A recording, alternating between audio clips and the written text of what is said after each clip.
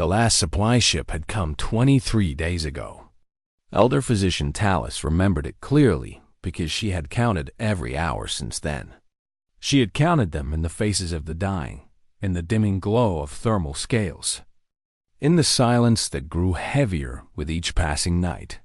The Visham people had crossed 3 star systems to reach this place.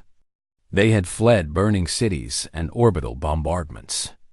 They had watched their homeworld crack open under Dominion weapons, had seen their families turn to ash and memory. And now, after all that running, after all that loss, they sat huddled on a frozen moon called Koros 4, waiting to die from something as simple as cold dot. The Galactic Council had called this place a temporary humanitarian zone. Talus had lived long enough to know what those words really meant. They meant the galaxy had seen enough death to feel uncomfortable, but not enough to actually help. They meant forms would be filed and speeches would be given and promises would be made. And meanwhile, 2,000 refugees would freeze in prefabricated shelters that were never built to last. The fusion cells had failed 3 days ago. Without them, there was no heat. Without heat, the Vishan could not survive. Talus walked through the settlement in the dim light of the distant sun. Her species needed external warmth to function. Their bodies did not generate heat the way some other creatures did. When the temperature dropped, their scales lost their golden glow and turned gray, then black. Their thoughts became slow. Their hearts became quiet. And then, eventually, they stopped altogether. She saw it happening everywhere she looked out in Shelter 7. An old teacher named Korath sat motionless against the wall, his scales already dark. His eyes were open but empty. 3 younglings pressed against his body, not understanding that he would never move again, only knowing that he had once been warm and hoping that warmth might return. In Shelter 12, a family of 8 had arranged themselves in a circle, their bodies overlapping, their tails intertwined. They shared what little heat remained between them. It was not enough. It would never be enough. Tael had been a physician for 112 years. She had seen plagues and wars and the slow cruelty of time. But she had never felt as helpless as she did now, walking through these shelters, watching her people fade away, and knowing there was nothing she could do to stop it. The Vishan were not the only refugees on Koros 4. The Kreth had come from a world conquered by the same enemy. Their hive cities burned and scattered. They were insect-like beings who moved in careful coordination, who built structures of geometric beauty, who spoke in clicks and vibrations that most translators struggled to understand. The cold had forced them into hibernation. Their carapaces lined the walls of their shelter like empty shells. And Talus knew that many of them would never wake up. The Jorn were mammals from a forest world, covered in thick fur that should have protected them from the cold. But even their fur had limits. Talus had seen frost forming on their bodies, had heard their younglings crying for warmth that their mothers could not provide. 2,000 souls, 2,000 stories, 2,000 reasons to keep fighting, and 1 human. Talus had not understood why the Galactic Council had sent a human. The species was young, barely a few centuries into space travel. They were considered primitive by the elder races, useful only for simple tasks and manual labor. They had no great technologies, no ancient wisdom, no empire spanning the stars. Sergeant Marcus Cole had arrived with the last supply ship. He carried a rifle he had never fired, a uniform that marked him as the lowest rank of military observer, and a pack full of equipment that seemed designed more for comfort than survival. The council had assigned him as a liaison officer, which meant he was there to file reports that no one would read, and make requests that no one would answer. When the fusion cells failed, the other council species had left. The Tellarite engineers had packed their tools and boarded the first shuttle out. The consortium observers had calculated the odds of survival and decided they were too low to risk their own lives. They all promised to return with help. They all knew they were lying. Cole stayed. Talus found him on the morning of the third day without heat, sitting in the abandoned command shelter with a small device in his hands. The device projected a holographic image of 3 humans, 2 adults and a child, standing in front of a structure made of wood and stone. They were smiling. "Your family," Talus said. It was not a question. Cole looked up. His face was red from the cold, and his breath came out in small clouds. Humans, Talus had learned, generated their own internal heat. It made them remarkably resilient, but even they had limits. "Yeah," he said. "Wife and daughter. Back on Earth. You could have left with the others. You could have returned to them." Cole was quiet for a long moment. He looked at the hologram, at the faces of the people he loved, at the home he might never see again. Then he turned the device off and put it in his pocket. "I could have," he agreed. "But I didn't." Talus did not understand. She had studied many species in her long life, had learned their languages and their customs and their ways of thinking. But humans remained strange to her. They did things that made no logical sense. They stayed when they should have run. They fought when they should have surrendered. They hoped when there was nothing left to hope for. Why? She asked. Cole stood up. He was not a tall human, not particularly strong or impressive. He looked tired and cold and far from home. But there was something in his eyes that Talus had seen before, in the eyes of her own people when they faced impossible odds. "Because someone has to," he said. He walked past her, out into the frozen settlement, and Talus watched him go. She did not know what he planned to do. She did not know if there was anything anyone could do. The cold was coming, and it would not stop. And 2,000 refugees would die on this forgotten moon because the galaxy had decided they were not worth saving. But the human had stayed, and for reasons Talus could not explain. That small fact gave her something she had not felt in 23 days. It gave her hope. The night came fast on Koros 4. The distant sun dropped below the horizon and the temperature fell with it, plunging toward numbers that Talus did not want to think about. She had stopped counting the dead. It was easier that way. She found the human in the nursery shelter, the place where the youngest Vishan refugees slept.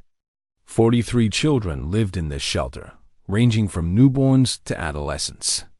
They were the future of a dying people, the last hope of a civilization that had been nearly erased from the stars. And they were freezing to death. Cole was setting up a small device in the center of the room. It hummed with quiet energy, and Talus felt a faint warmth spreading from it. She recognized it immediately. It was a personal heating unit, standard issue for human soldiers deployed to cold environments. It was designed to keep one person alive. "This is your equipment," she said. Cole did not look up. He was adjusting the settings, trying to spread the heat as far as possible. "Yeah, it is meant for you. Kids need it more." Talus watched him work. The younglings were already responding to the warmth, their scales slowly regaining color, their eyes opening to look at this strange creature who moved among them. One small child, barely old enough to walk, reached out and touched Cole's hand. The human skin was different from Vishan scales, soft and warm and covered in fine hair. The child seemed fascinated by it. Cole smiled at the child. It was a tired smile, worn at the edges, but real. Then he stood up and walked toward the door. "That unit will keep this shelter warm until morning," he said. "Maybe longer if the walls hold the heat. I will check on the other shelters, see what else I can do." "Sergeant Cole," he stopped. "You have given away your only source of warmth. What will you do when the night grows colder?" Cole shrugged. It was a strange human gesture, a lifting of the shoulders that seemed to mean many things at once. "I will figure something out. I always do." He left before Talus could respond. She learned later that humans called this night Christmas Eve. It was part of a festival that dated back thousands of years, to a time before humans had left their birth world, before they had built cities or ships or weapons. In those ancient days, when winter came and the world grew dark and cold, humans would gather together and share what they had. They would give gifts to each other, not because they expected anything in return, but simply because giving was good.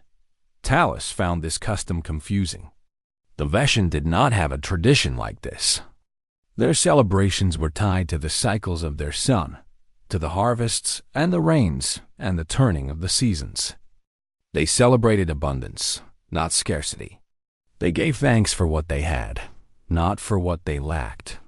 But humans were different. Humans celebrated in the darkness. They made warmth where there was none. They found reasons to hope when all logic said hope was foolish. She found Cole again near midnight, sitting alone in the command shelter. He had a small container of liquid in his hands, something dark and steaming. The smell was strange, bitter, and rich. "Coffee," he said when he saw her looking. "Do you want some?" "I do not know what that is." "It is a drink made from beans. We grind them up and pour hot water through them. It tastes terrible and it keeps you awake." "That seems impractical." Cole laughed.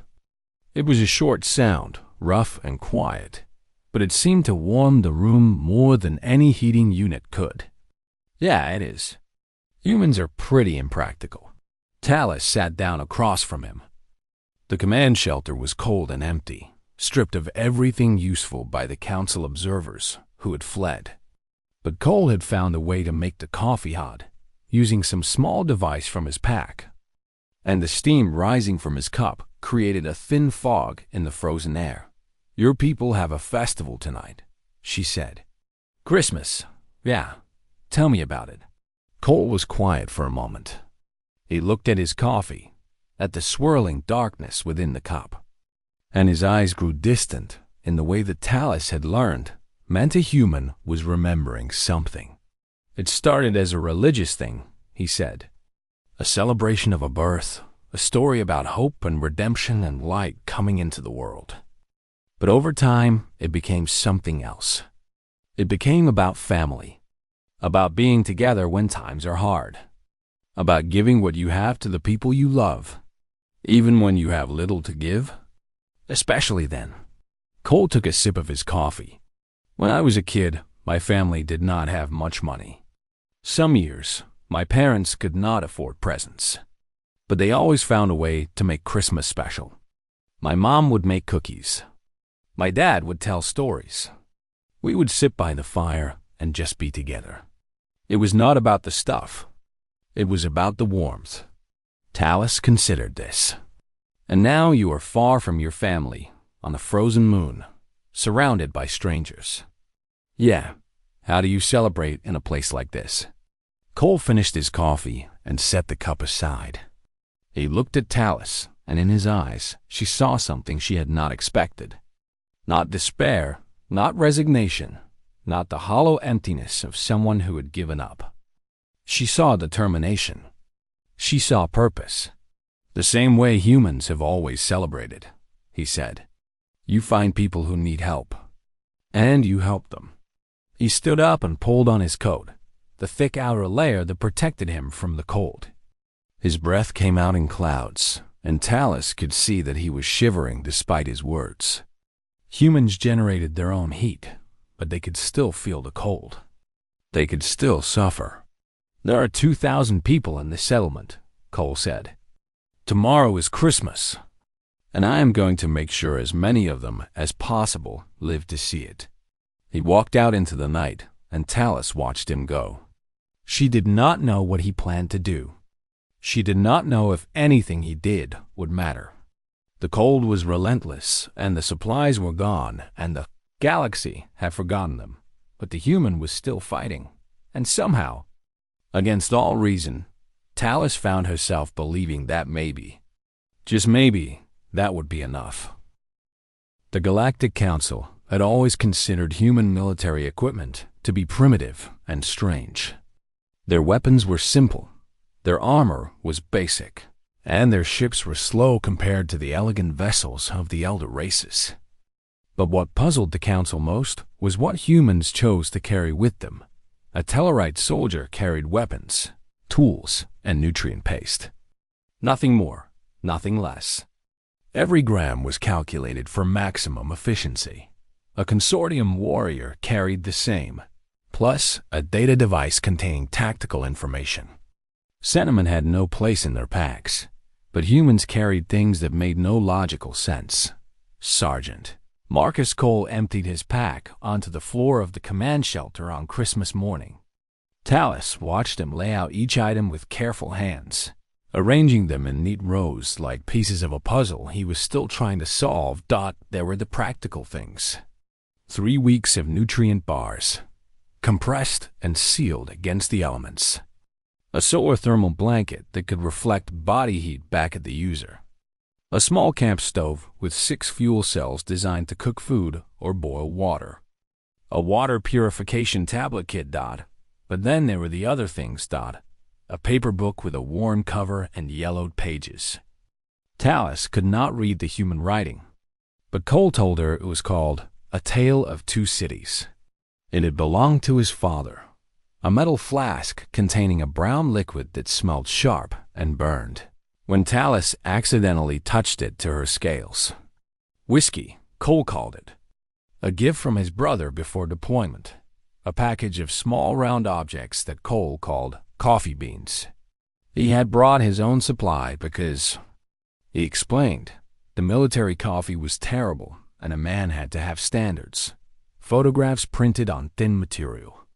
Images of his wife and daughter and the wooden house where they lived. He had digital copies too, but he said the physical pictures felt more real. And the flares. 12 emergency flares. Bright red cylinders designed to be seen from orbit. They burned hot and long, creating a signal that could cut through atmospheric interference and reach ships in space. They were meant to save lives, to call for rescue, to light the way home. Cole picked up one of the flares and turned it over in his hands. His face was thoughtful, calculating, running through numbers that Talus could not see. These burn at about 2,000 degrees, he said, for approximately 15 minutes each. That is a lot of heat. They are for signaling rescue ships. They are for creating fire. The signal part is just a bonus. Talus began to understand what he was thinking, and a cold feeling spread through her that had nothing to do with the temperature. You cannot be serious. Cole set the flare down and picked up the fuel cells from his camp stove. These burn clean and hot. Good for cooking, but also good for sustained heat. If I modify the intake, I can make them burn slower and longer. Sergeant Cole. He picked up the whiskey flask. Alcohol is flammable. Very flammable. Mixed with the right materials, it becomes fuel. You are talking about burning your survival supplies. I am talking about keeping 2,000 people alive. Cole picked up the book, the one that had belonged to his father. He held it gently, running his thumb along the spine, touching the pages that generations of his family had touched before him. Then he set it aside with the fuel cells and the whiskey. Paper burns well, he said quietly. Not for long, but well. Talus stood up. Her scales were dim with cold and fear, but her voice was steady. If you do this, you will have nothing left. No food, no warmth. No way to survive until rescue comes. If I don't do this, nobody survives until rescue comes. The council said they would send help. Cole looked at her, and in his eyes she saw a terrible knowledge. The council is not coming, Talus. They were never coming. This moon is at the edge of civilized space, and we are refugees from a war that the galaxy wants to forget. They have written us off. All of us. Talus wanted to argue. She wanted to tell him he was wrong, that surely the great powers of the galaxy would not abandon 2,000 innocent souls to die on a frozen rock. But she had lived long enough to know better. She had seen how the galaxy treated the weak, the displaced, the forgotten. She had seen it her entire life. "Then we are all going to die," she said. Cole shook his head. "No, we are not." He began to work, his hands moving with purpose and speed. He took apart his camp stove and rebuilt it into something new, something designed not to cook food, but to radiate heat in all directions. He punctured the fuel cells and rigged them to burn slowly, their energy feeding a small flame that would last for hours, instead of minutes. He poured the whiskey into a metal container and set it near the modified stove. When the fuel cells ran low, the alcohol would ignite, adding more time to the fire. He tore pages from the book, one by one, and arranged them in careful stacks. Each page would burn for only a moment, but moments added together became minutes, and minutes became hours, and hours meant the difference between life and death. And the flares. He saved those for last, placing them in a ring around the heating station, ready to be ignited when all else failed. When he was done, Cole sat back and looked at his creation. It was ugly and improvised, and nothing like the elegant technologies of the elder races. But it would work. It would burn, and it would give heat to those who had none. "This will not save everyone," Talus said. "No," Cole agreed. "But it will save some, and some is better than none." He picked up the photographs, the ones of his wife and daughter. He looked at them for a long moment, memorizing every detail, every line, every smile. Then he folded them carefully and put them in his pocket. "Those are for last," he said, "when everything else is gone." Talus did not know what to say. She did not know if there were words in any language for what she was witnessing. This human, this young and primitive creature from a young and primitive world, was preparing to burn everything he had, everything that connected him to his home and his family and his past. To keep strangers alive for a few more hours, that it was not logical, that it was not efficient, that it was human. The fire started small, just a flicker of orange light in the command shelter, barely visible through the frost-covered windows. But in a settlement that had known only cold and darkness for days, that small flicker was like a star being born. They came slowly at first. A few Veshan elders who had given up hope and now felt something pulling them toward the light. A family of Joran who carried their youngest on their backs because the child could no longer walk. 2 Kreth workers who had forced themselves out of hibernation, their carapaces cracking with the effort, because they had sensed warmth and their bodies demanded they find it. Sergeant Marcus Cole stood by his improvised heating station, feeding it fuel one piece at a time. The modified camp stove hummed at its center, the fuel cells burning slow and steady. Around it, the whiskey-soaked kindling waited for its turn. The flares stood ready in their ring, bright red promises of heat yet to come. "Come in," Cole said to everyone who appeared at the door. "Get close. Get warm." The shelter filled quickly. 50 people. Then 100. Then more. They pressed against each other, sharing body heat and space, their different species mixing together in ways that would never have happened under normal circumstances. Veshan scales touched Joran fur. Kreth carapaces clicked against soft mammalian skin. And in the middle of it all, the human kept the fire burning. Talus helped where she could. She guided the weakest to the warmest spots near the center. She checked vital signs and offered what medical care she could without supplies. She watched the human work and tried to understand what drove him. The Veshan language had a word for humans. The for today, it translated roughly to endurance predator or persistence hunter. It referred to the human method of hunting on their homeworld, where they would chase prey for hours or days until the animal simply collapsed from exhaustion. Humans were not the fastest or the strongest, but they never stopped. They never gave up. They just kept going until they won. Tael is created a new word that night. It meant one who burns themselves to warm others. She whispered it to herself as she watched. Cole tear another page from his father's book and feed it to the flames. The first fuel cell ran dry after 3 hours. Cole switched to the whiskey without hesitation, pouring the alcohol over the remaining kindling and watching it catch. The flame changed color, burning brighter and hotter, and a small cheer went up from the refugees who had thought they would never feel warmth again. "Sergeant Cole," Tallis said quietly, pulling him aside. "You are burning too fast. At this rate, you will run out before dawn. I know. What will you do then?" Cole reached into his pocket and pulled out the photographs. His wife smiled up at him from the frozen paper, her arms around their daughter, their home rising behind them. He looked at the images for a long moment, his jaw tight and his eyes bright. "Whatever I have to," he said. The hours passed. The fire burned. And slowly, impossibly, people began to live who should have died. A Veshan elder named Korath, whom Tallis had thought was beyond saving, opened his eyes and took a shaking breath.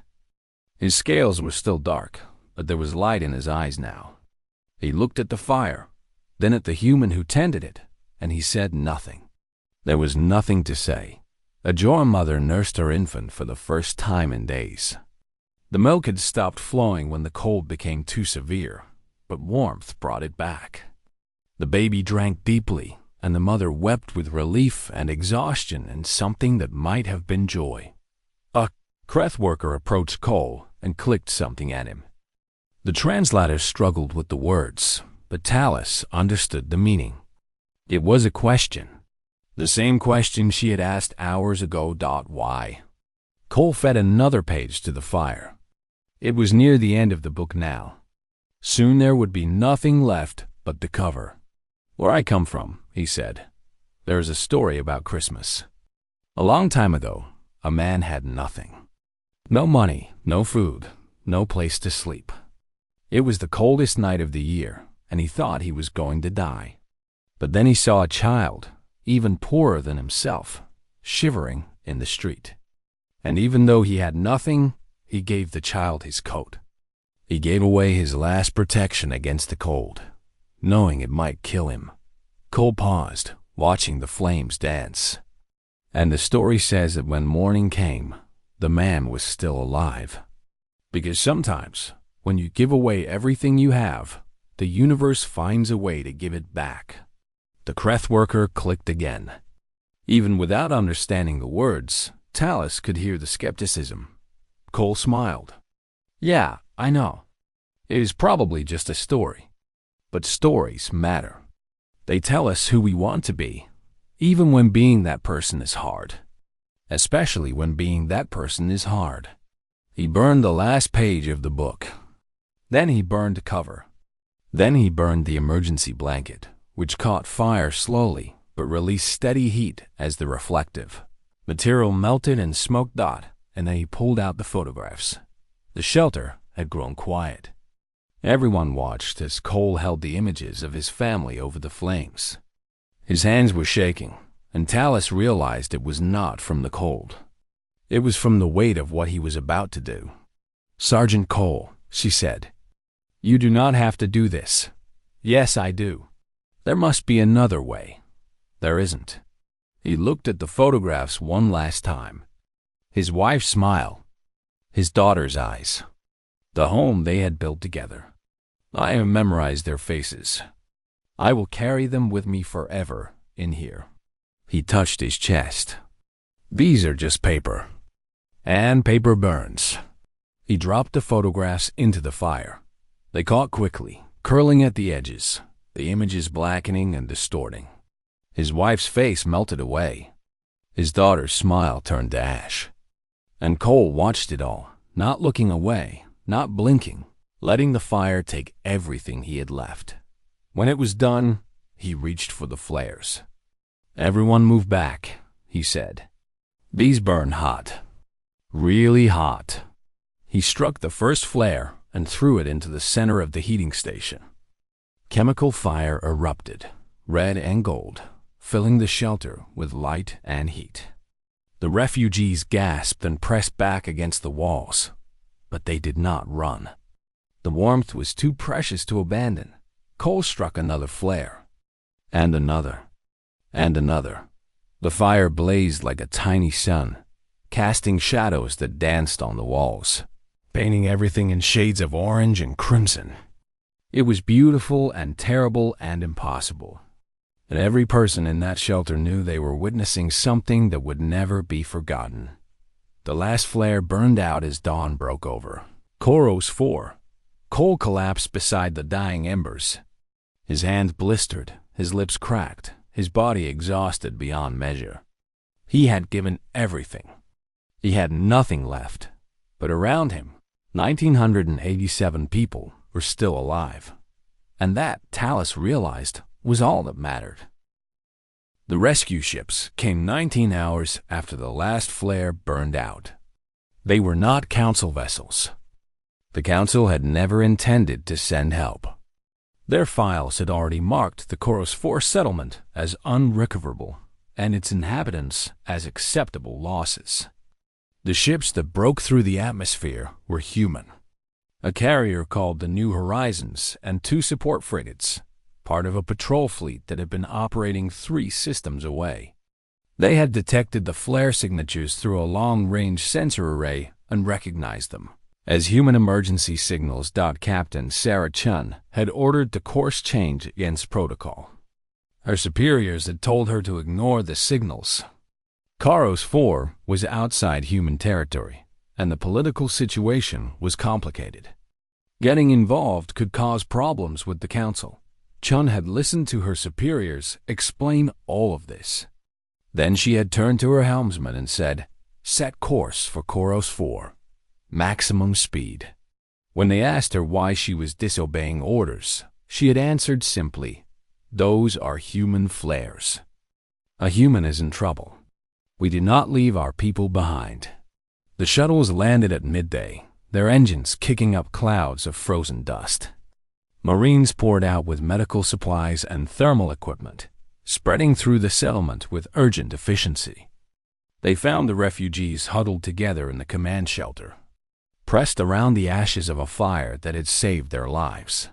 And in the center of that crowd, surrounded by aliens who should have been strangers, they found Sergeant Marcus Cole. He was unconscious and hypothermic, his vital signs barely registering on their medical scanners. His hands were badly burned from handling the flares. His body temperature had dropped to dangerous levels.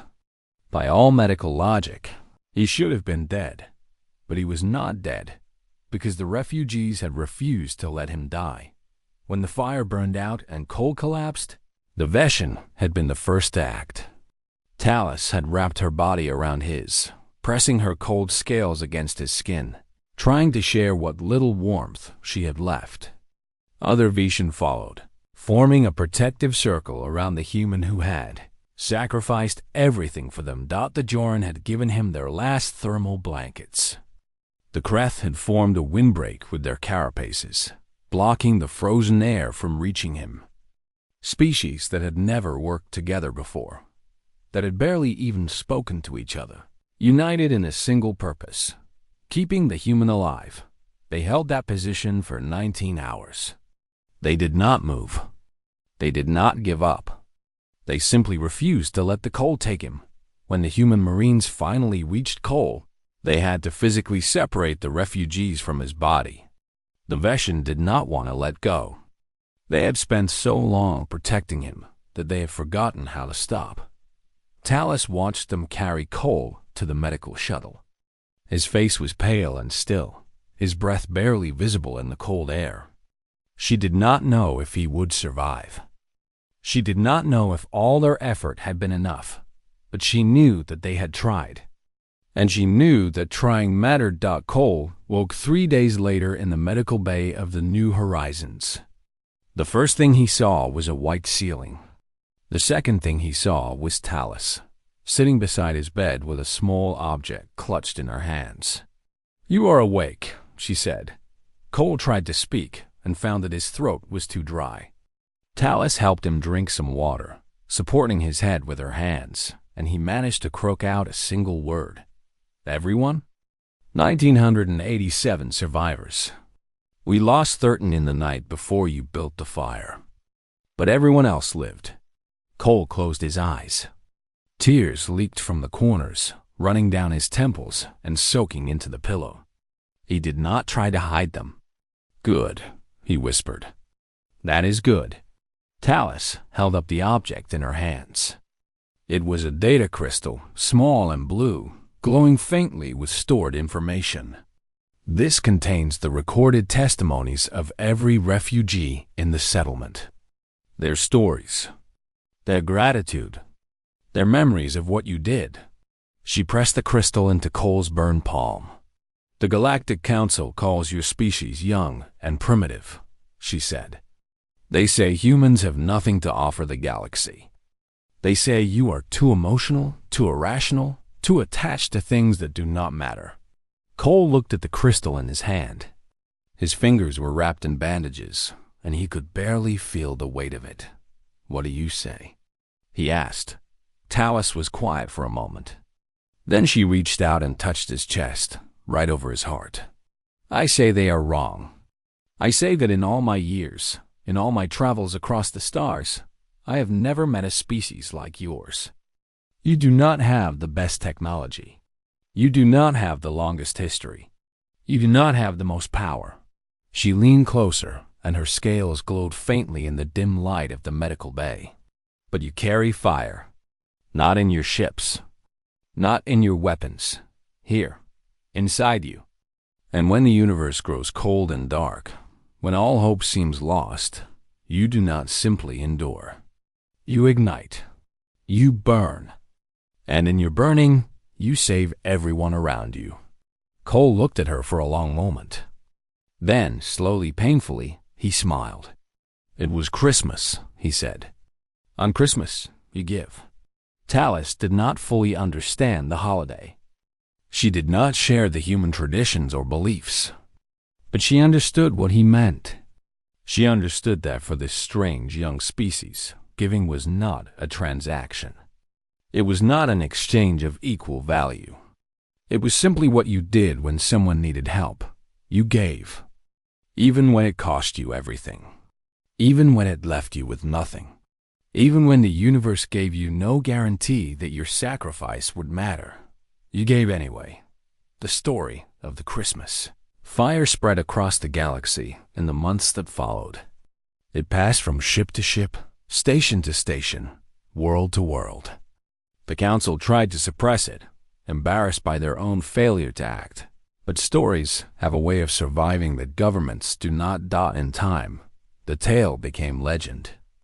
Different species told it in different ways, changing the details to fit their own cultures and traditions. But the core remained the same. A human had burned everything he had to keep. Strangers warm. And those strangers had refused to let him die. Some who heard the story dismissed it as propaganda. Others called it exaggeration.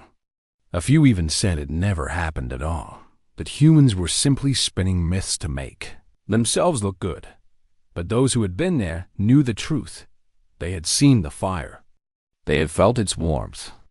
They had watched a single mortal creature stand against the cold of the universe and refuse to surrender.